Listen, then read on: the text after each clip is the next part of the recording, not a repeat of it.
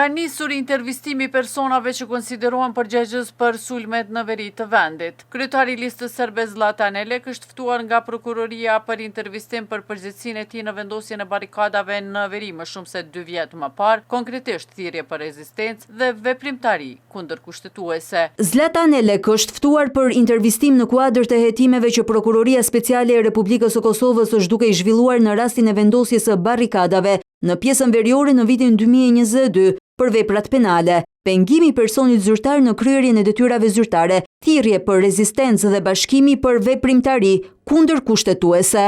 Por intervistimi i tij është shtyr me kërkesë të mbrojtjes për arsye shëndetësore. Në fillim të muajit qershor, deputeti i listës serbe Igor Simić deklaroi se ai bashkë me 2 deputetët e tjerë, Elek dhe Slavko Simić, janë në hetime për përfshirje në sulm ndaj rendit kushtetues të Kosovës dhe për vepra të tjera penale që lidhen me protestat e dhjetorit 2022. Simić tha se përveç tyre edhe rreth 40 anëtar të komunitetit serb kanë marrë thirrje të njëjta ose të ngjashme.